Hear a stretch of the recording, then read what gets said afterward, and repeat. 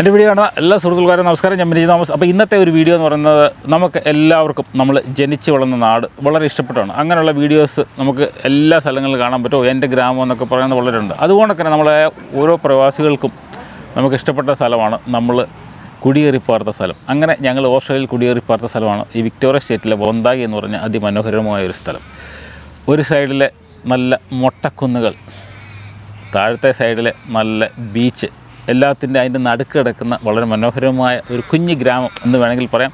ആ കുഞ്ഞു ഗ്രാമമായ വൊന്താഗിയിലേക്ക് എല്ലാവർക്കും ഒരിക്കൽ കൂടി സ്വാഗതം. എനിക്ക് ഒത്തിരി ചോദ്യങ്ങൾ വരുന്നുണ്ട്. ചേട്ടാ, നിങ്ങൾ ഈ വൊന്താഗി എന്ന് പറഞ്ഞ സ്ഥലത്ത് താമസിക്കുന്നത് എങ്ങനെയാണ്?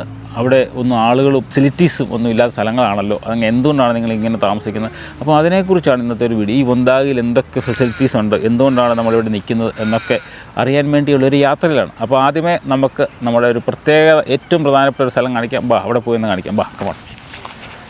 ആദ്യമേ കുറച്ച് ആൾക്കാർ എന്നോട് ചോദിക്കുന്നതാണ്, ചേട്ടാ നിങ്ങൾ അവിടെയൊക്കെ ഹോസ്പിറ്റലുണ്ടോ? ഹോസ്പിറ്റലിൽ പോകാൻ വേണ്ടി എത്ര കിലോമീറ്റർ പോകണമെന്നൊക്കെ ചോദിക്കാറുണ്ട്. ഒന്നും പോകണ്ട, നമ്മുടെ വീട്ടിൽ നിന്ന് ഒരു 1.5 കിലോമീറ്റർ ഉള്ളത് എൻ്റെ പുറകെ കാണുന്ന വളരെ മനോഹരമായ ഒരു ഹോസ്പിറ്റലാണ് വൊന്താഗി ഹോസ്പിറ്റൽ. ഏകദേശം ഒരു 2 കൊല്ലം മുമ്പ് വരെ ഒരു ചെറിയ ഹോസ്പിറ്റലായിരുന്നു. പക്ഷേ ഇപ്പോൾ ഒരു 3-4 കൊല്ലം മുമ്പ് അത് കഴിഞ്ഞ് അവർ 30 മില്യൺ അതിന് മുകളിൽ മുടക്കി വലിയ ഹോസ്പിറ്റലാക്കി മാറ്റി. നമ്മുടെ ഇഷ്ടം പോലെ മലയാളി സുഹൃത്തുക്കൾ നമ്മുടെ ഇവിടെ വർക്ക് ചെയ്യുന്നുണ്ട്. അപ്പോൾ നമുക്ക് അസുഖമൊക്കെ വന്നു കഴിഞ്ഞാൽ നമുക്ക് മെയിനായിട്ട് മെഡിക്കലാണ് എല്ലാവരും ചോദിക്കുന്നത്. ഒരു സ്ഥലത്ത് ചെല്ലുമ്പോൾ നമുക്ക് GP ക്ലിനിക്ക് 2 GP ക്ലിനിക്ക് ഇവിടെ ഉണ്ട്. അതുകൂടാതെ എന്തെങ്കിലും അത്യാവശ്യം വന്നു കഴിഞ്ഞാൽ അവർ നമ്മളെ ഇവിടെ കൊണ്ട് ചികിത്സിപ്പിക്കും. അങ്ങനെ പല ഹോസ്പിറ്റലുകൾ ഈ വൊന്താഗി ഓണക്ക് തന്നെ പല സ്ഥലങ്ങളിലും ഇത് ഓണക്കുള്ള എല്ലായിടത്തും ഈ ഹോസ്പിറ്റൽ സൗകര്യം പ്രധാനപ്പെട്ട ആൾക്കാർ ചോദിക്കുന്ന ചോദ്യമാണ്, ഹോസ്പിറ്റലുണ്ടോ? ഇതാണ് നമ്മുടെ വൊന്താഗി ഹോസ്പിറ്റൽ കണ്ടല്ലോ. അത് കഴിഞ്ഞ് വേറെ കാര്യം പറയാൻ വേണ്ടി വന്നതാണ്. പക്ഷേ നമ്മൾ നിന്ന് വീഡിയോ എടുക്കുന്ന ഒരു പാർക്കിലാണ്. ഈ പാർക്ക് ഉണ്ടാക്കിയിട്ട് ഒരു 2-3 കൊല്ലം ആയതുള്ളൂ. അതിനുമുമ്പ് പാർക്ക് ഉണ്ടായിരുന്നു, ഇച്ചിരി വിപുലീകരിച്ചിട്ട്. ഇത് നമ്മുടെ ഈ വൊന്താഗി എന്ന് പറഞ്ഞാൽ കോൾ മൈൻ പണ്ടുണ്ടായിരുന്ന സ്ഥലം. അപ്പോൾ അതിൻ്റെ ഒരു തീമിലാണ് ഇപ്പോൾ അവർ ക്രിയേറ്റ് ചെയ്തേക്കുന്നത്. ഇങ്ങനെ പാർക്കുകൾ നമ്മുടെ വൊന്താഗിയുടെ വിവിധ പ്രദേശങ്ങളിൽ നമുക്ക് പിള്ളേർക്ക് കളിക്കാനും വലിയവർ ഊഞ്ഞാലാടാനും ഒക്കെ ഉണ്ട്. ജിഷ ഇപ്പോൾ ഊഞ്ഞാലാടിയിട്ടേ ഉള്ളൂ. പറ്റിയ സ്ഥലമാണ്. ഫുഡ് കഴിക്കാനും ബാർബിക്യൂ ഫെസിലിറ്റീസും വെള്ളത്തിൻ്റെ ഫെസിലിറ്റീസും ടോയ്ലറ്റ് ഫെസിലിറ്റീസും അത് അങ്ങനെയുള്ള പാർക്കുകൾ എല്ലാം ഈ വൊന്താഗിയുടെ വിവിധ പ്രദേശങ്ങളുണ്ട് കേട്ടോ. അത് ഇവിടെ മാത്രമല്ല, ഓസ്ട്രേലിയ മിക്ക ചെറിയ സ്ഥലങ്ങളിലുണ്ട്. ഞാൻ ഇവിടെ ഉള്ള ഫെസിലിറ്റീസ് ആണല്ലോ നമ്മൾ പറയുന്നത്. അപ്പോൾ ഇനി അടുത്ത ഒരു ഫെസിലിറ്റി ഉണ്ടല്ലോ, എന്തൊക്കെ നമുക്ക് ഇവിടെ ഉണ്ട് നോക്കിയാലോ. കമോൺ. അപ്പോൾ അതേ മെഡിക്കൽ ഫെസിലിറ്റീസൊക്കെ ഉണ്ടല്ലേ. അത് കഴിഞ്ഞ് എന്നോട് കുറച്ച് ആൾക്കാർ ചിലപ്പോൾ ചോദിക്കണം, ചേട്ടാ രാത്രിയുള്ള അസുഖമൊക്കെ വന്നു കഴിഞ്ഞാൽ അവിടെ ആംബുലൻസ് സൗകര്യം ഉണ്ടോ? അതേ, ആംബുലൻസ് സൗകര്യം ഉണ്ട്. 24/7 ആംബുലൻസ് സൗകര്യങ്ങളും നമ്മുടെ വൊന്താഗിലുണ്ട് കേട്ടോ. അത് ഇതിൻ്റെ കൂടെ ഒന്ന് പറഞ്ഞതേ ഉള്ളൂ. പിന്നെ അടുത്തത് വേറൊരു കാര്യമുണ്ട്, ആംബുലൻസ് കവർ എടുക്കണം.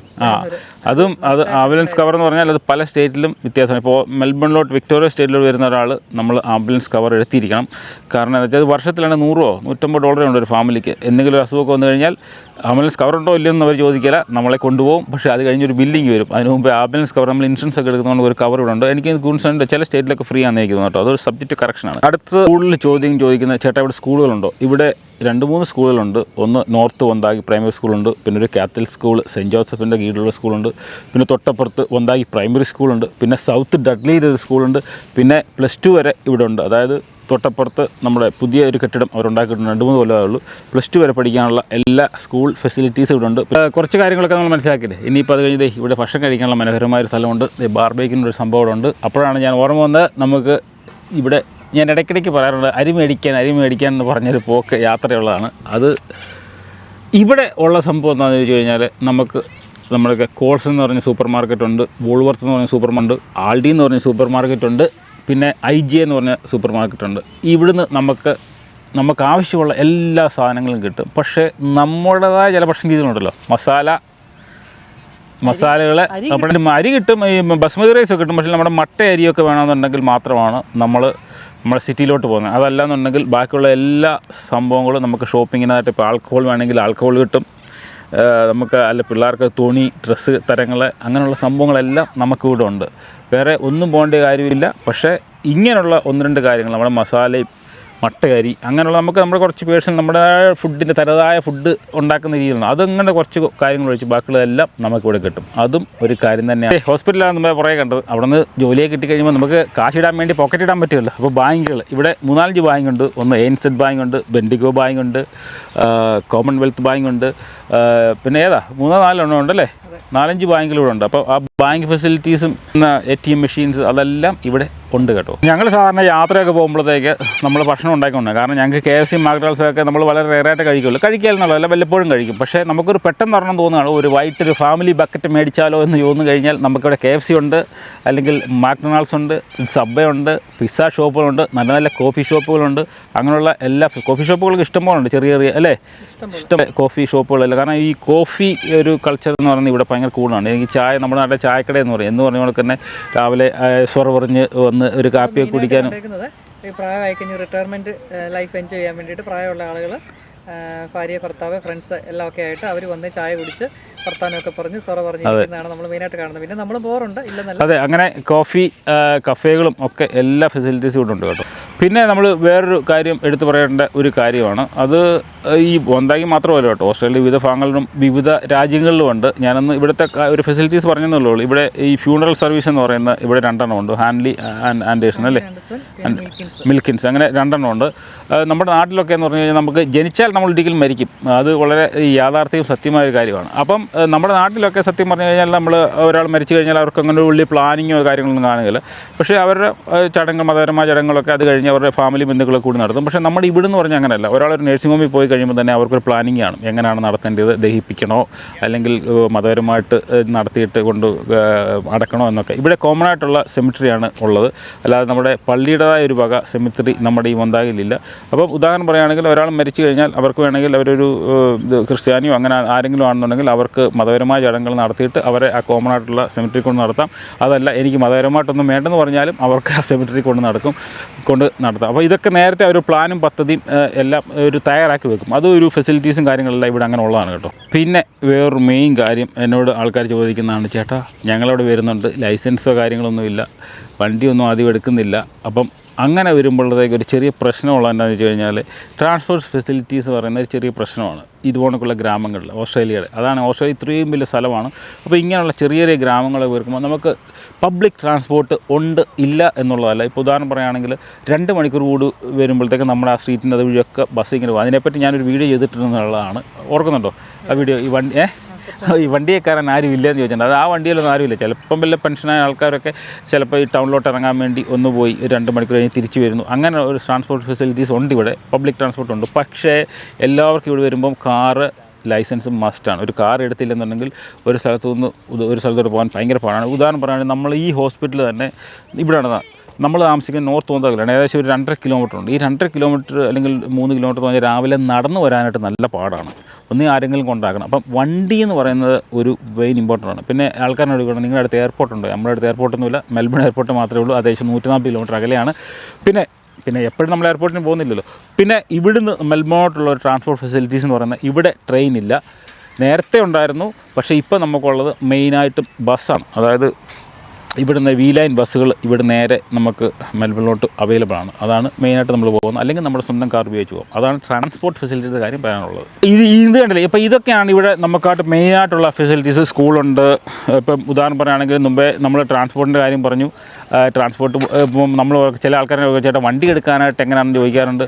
വണ്ടി എടുക്കാനായിട്ട് നമ്മുടെ ഇവിടെ ഒരു ഷോറൂമുണ്ട്, വണ്ടി നന്നാക്കുന്ന ഷോറൂമുകളുണ്ട്, പെട്രോൾ പമ്പുകൾ, പലതരത്തിലുള്ള പെട്രോൾ പമ്പുകൾ ഇവിടെ ഉണ്ട്.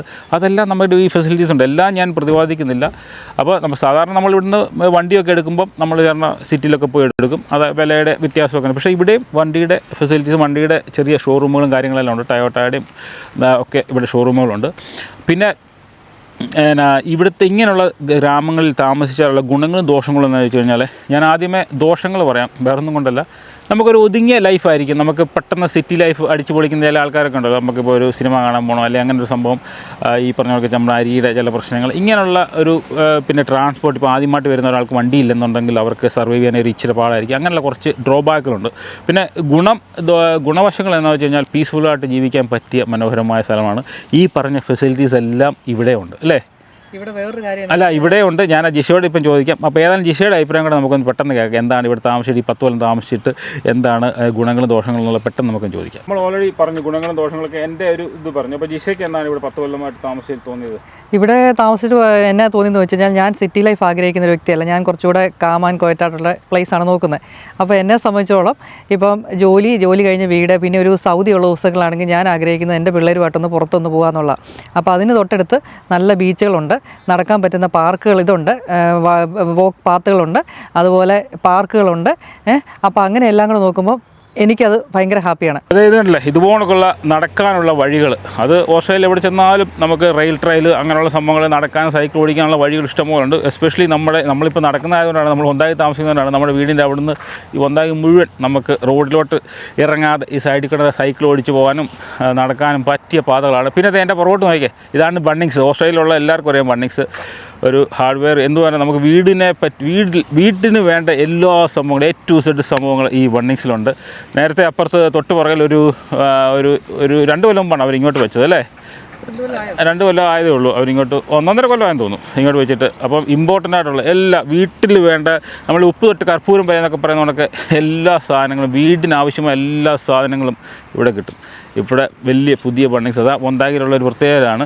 എല്ലാ സ്ഥലങ്ങളിലൊന്നും ബണ്ണിങ്സ് ഉണ്ടായിരിക്കണമെന്നില്ല, കാരണം തൊട്ടപ്പുറത്ത് ലിയോങ്കത്തെ എന്നൊരു സ്ഥലമുണ്ട്, അവിടെ ബണ്ണിങ്സ് ഇല്ല. അപ്പം വൊന്താഗിലാണ് സാധാരണ അവിടെ നിന്നുള്ള ആൾക്കാരും വന്ന് ഈ ബണ്ണിങ്സ് വന്ന് മേടിക്കുന്നത്. അപ്പോൾ ഇതും ഇവിടുത്തെ പ്രത്യേകതയുള്ള ഒരു സ്ഥലം. ഇത് ഈ കാണുന്നതാണ് വൊന്താഗി കോൾ മൈൻ. പണ്ട് കാലത്ത് ഇവിടെ വൊന്താഗിയിൽ കോളുണ്ടായിരുന്നു, കോളിൻ്റെ വലിയൊരു സംഭവമാണ്. അത് ഓസ്ട്രേലിയ മുഴുവൻ അങ്ങനെ ആയിരുന്നു, പക്ഷേ ഇപ്പോൾ അത് നിർത്തി. അങ്ങനെയാണ് അവിടെ ട്രെയിനും കാര്യങ്ങളൊക്കെ ഉണ്ടായിരുന്നത് പണ്ട് കാലത്ത്. ഇപ്പോൾ ആ ട്രെയിൻ ഫെസിലിറ്റീസ് അങ്ങനെ കാര്യങ്ങളൊന്നുമില്ല. നല്ല അടിപൊളി ഒരു കഫേ ഉണ്ട്, അവിടെ നിന്ന് ഒരു കാപ്പിയും കൂടെ മേടിച്ച് കുടിക്കാം. കാരണം ഇവിടെ വന്നു കഴിയുമ്പോൾ എന്തെങ്കിലും ഒന്ന് കഴിക്കണമല്ലോ.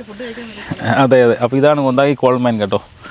ഈ കോൾമൈൻ നിന്നതോടുകൂടി, ഇവിടുത്തെ ഫെസിലിറ്റി നിന്നതോടുകൂടി ട്രാൻസ്പോർട്ട്, നമ്മുടെ നേരത്തെ ട്രെയിനും കാര്യങ്ങളെല്ലാം നിന്നു. ഇപ്പം മുമ്പേ പറഞ്ഞവർക്ക് നമ്മൾ ബസ്സിലാണ് മെൽബണൊക്കെ പോകുന്നത്, പബ്ലിക് ട്രാൻസ്പോർട്ട്. ഇത് കണ്ടില്ല, ഇതൊക്കെയാണ് നമ്മുടെ ഇവിടുത്തെ ഈ ചെറിയ ഗ്രാമങ്ങളിൽ ഞങ്ങളെ പിടിച്ചു നിർത്തുന്ന കാര്യങ്ങൾ. സിറ്റി ലൈഫ് എനിക്ക് ഒട്ടും ഇഷ്ടമുള്ള കാര്യമല്ല. എല്ലാ ഫെസിലിറ്റീസും നമ്മുടെ ഇവിടെ ഉണ്ട്. അല്ലാതെ നമ്മൾ ഉദ്ദേശിക്കുന്ന പോണക്ക് ഈവൻ യൂണിവേഴ്സിറ്റി പിള്ളേർക്ക് പോകണമെങ്കിൽ പോലും വലിയ ദൂരമല്ല. അതെ, യൂണിവേഴ്സിറ്റിയുടെ കാര്യം നമ്മൾ പ്രതിപാദിച്ചില്ല. യൂണിവേഴ്സിറ്റിയിലൊക്കെ പോകണമെന്നുണ്ടെങ്കിൽ ഒന്നും നമുക്ക് പിള്ളേർ സാധാരണ ഒരു 10-18 വയസ്സൊക്കെ ആകുമ്പോൾ അവർ ഇൻഡിപെൻഡൻ്റ് ആകും. അവരൊന്നും അവിടെ ഹോസ്റ്റലിലോ അങ്ങനെയൊക്കെ പോയി താമസിക്കും. യൂണിവേഴ്സിറ്റി നമ്മുടെ അവിടെ ഉള്ള മൊണാഷ് ഉണ്ട്, ഫെഡറേഷൻ, അങ്ങനെ പല യൂണിവേഴ്സിറ്റികൾ ഇവിടെ ഉണ്ട്. ബസ്സിന് പോയിട്ട് വേണേൽ വരാം, അല്ലെങ്കിൽ കാറിന് പോയിട്ട് വേണേൽ വരാം. അതല്ല, അവിടെ ഹോസ്റ്റൽ ഫെസിലിറ്റീസ് ഉണ്ട്, അവിടെ പോയി താമസിക്കാം. പിള്ളേരൊക്കെ ഒരു 18 വയസ്സാകുമ്പോൾ എല്ലാവരും ലൈസൻസ് എടുക്കും. അതെ, അവർ വണ്ടി ഓടിച്ച് അവർ സ്വയമായിട്ട് പോകും. അപ്പോൾ ഇതാണ് ഞങ്ങളുടെ വൊന്താഗിയിൽ ഞങ്ങളെ പിടിച്ചു നിർത്തുന്നത്, അല്ലെങ്കിൽ വൊന്താഗിയിലുള്ള എന്തൊക്കെ ഫെസിലിറ്റീസ് നമ്മളിപ്പം പറഞ്ഞതേ ഉള്ളൂ.